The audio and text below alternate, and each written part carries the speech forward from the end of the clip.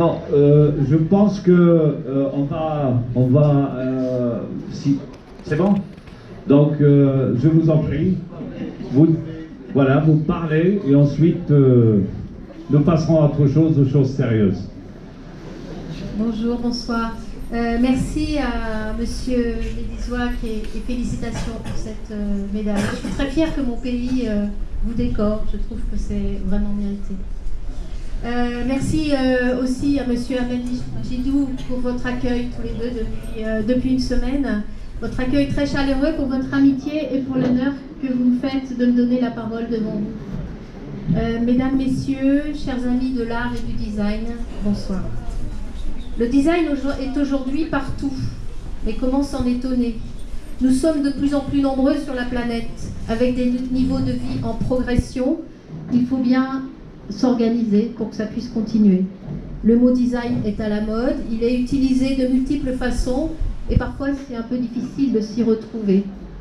Pour ma part, je m'intéresse plus particulièrement au design depuis une quinzaine d'années en devenant directrice d'une école supérieure d'art et design pour le ministère de la Culture, et je parlerai depuis ce point de vue, celui de la dimension culturelle du design, de sa dimension critique, cette critique qui est implicite dans tout acte de création. Je voudrais ce soir tenter avec vous d'aborder une définition fluide du design et du designer. Fluide, parce que tout ça est toujours très mouvant. Deux moments historiques bornent notre conception du design, la révolution industrielle du 19e siècle et la révolution numérique du 21e siècle. Entre ces deux périodes, l'humanité a globalement satisfait ses besoins et l'enjeu n'est plus de manger à sa faim ni d'avoir chaud pour la majorité des humains, même si de grandes inégalités demeurent, voire se creusent encore, et l'on ne sait plus trop bien aujourd'hui où l'on va. L'enjeu actuel du développement par le design est l'épanouissement de l'individu, le partage des richesses et la préservation de nos acquis, de nos modes de vie acquis, de notre consommation énergétique acquise dans un monde que l'on sait maintenant tout à fait épuisable. Le design, contrairement à l'ingénieur qui placera la technique au centre de sa conception, le design place l'usager au centre de son projet. Et nous enseignons donc à nos élèves de nourrir leur regard sur la création d'objets, d'espaces, de mobilier, par une compréhension des fonctionnements des artefacts dans notre société, par une compréhension des usages explicites ou implicites ou à inventer pour ces objets. Le rôle du designer aujourd'hui est toujours d'adapter nos outils et les produits de la technologie à nos modes de vie, et non pas le contraire. Et cela dans tous les domaines. On ne se nourrit plus aujourd'hui comme on se nourrissait il y a 200 ans, on ne se déplace plus de la même façon qu'il y a 20 ans, et cela génère de nouvelles attentes, de nouveaux espaces de travail, de production, de conception pour le design. Cette question du contexte, qui est essentielle par rapport à notre planète, cette question du contexte est aussi essentielle par rapport à notre planète dont les ressources se raréfient. C'est la nouvelle donne fondamentale pour le design. On ne peut plus produire de la même façon. On doit également imaginer des substituts pour maintenir notre niveau de vie sans faire appel aux mêmes quantités de ressources.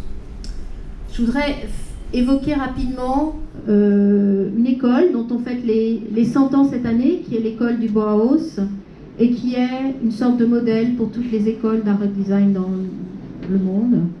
École donc qui fête ses 100 ans et qui a répondu à ces problématiques de l'usager, de la technique, de l'humain, avec un modèle qui mettait la création artistique au service de l'industrie et du plus grand nombre pour participer à la construction d'un monde nouveau. Ce n'est pas le confort et la technologie pour tous que nous cherchons, mais c'est aussi le beau pour tous. Pour cela, qu'est-ce que le Bauhaus a imaginé? Ils ont imaginé d'inviter des artistes, des grands peintres, des grands architectes à créer pour l'industrie. Ils ont invité des artisans et leur savoir-faire ancestraux à nourrir la création industrielle, à apporter leur puissance créatrice. Et ils se sont ouverts à d'autres disciplines, le théâtre, l'art performance, qui a été inventé par le Bauhaus par exemple, en tous les cas la transdisciplinarité qui nourrit le design aujourd'hui. Laszlo Molinari, un artiste et théoricien hongrois, professeur leader de la seconde époque du Bauhaus, a écrit en 1947 un texte prémonitoire pour notre époque qui s'intitulait « Nouvelle approche, le design pour la vie ». Il met en avant 3 concepts, 3 domaines d'action qui doivent guider le designer, et ces concepts nous éclairent sur le rôle du design aujourd'hui. Le premier, c'est la complexité. Le designer mène une tâche complexe car il doit faire intervenir dans sa conception des données extrêmement variées. C'est un assembleur de choses conceptuelles et matérielles. Ce designer a une position qui a changé, il n'est plus dessinateur de projet, mais il est assembleur. Il se place au centre des processus d'innovation et de production. Il devient éditeur de ses propres propositions. Il initie de nouvelles chaînes, il met en place des processus. La création n'est plus seulement la course au marketing pour le nouveau. Le créateur, qu'est le designer, est responsable d'un monde durable. Le second concept, c'est celui de la transdisciplinarité. Le designer doit avoir une connaissance de tous les fondamentaux de son domaine d'intervention. L'art, la science, la technologie, l'économie, la sociologie, le marketing. Et ce n'est pas forcément une connaissance, et si ce n'est pas forcément une connaissance approfondie, c'est au moins une sensibilité à des problématiques larges, une intuition qui lui permet de saisir les enjeux de sa création dans un ensemble de domaines. Le troisième concept, c'est celui de la relation. Le designer est celui qui doit faire le lien entre des réalités éloignées, qu'il s'agisse du producteur et du consommateur, de l'art et de l'industrie, de l'anthropologie et de la géographie par exemple. Faire le lien entre les hommes, construire en fait un système social à son échelle. Il est porteur de valeurs humanistes, l'esthétique, le respect, le partage, la différenciation et la lutte contre l'uniformisation culturelle, l'écologie. Le designer n'est pas un spécialiste mais un généraliste accordé à son époque, au sens où un violon est accordé à l'orchestre, porteur d'un esprit d'ingéniosité et d'inventivité, dit Laszlo Molinari. Plus qu'une profession, le design est donc une aptitude générale à transformer, à dépasser le monde tel qu'il est pour le mettre au service de l'homme. Et d'une certaine façon, tout design est un design de service. Je pourrais prendre comme exemple le magnifique système d'irrigation de Chefchaouen que j'ai pu découvrir il y a quelques jours. Ce système d'irrigation ancestrale distribue l'eau, mais organise également toute la vie domestique, avec les lavoirs, toute la vie sociale, toute la production alimentaire, avec les moulins, les fours. C'est pour moi du design avant la lettre.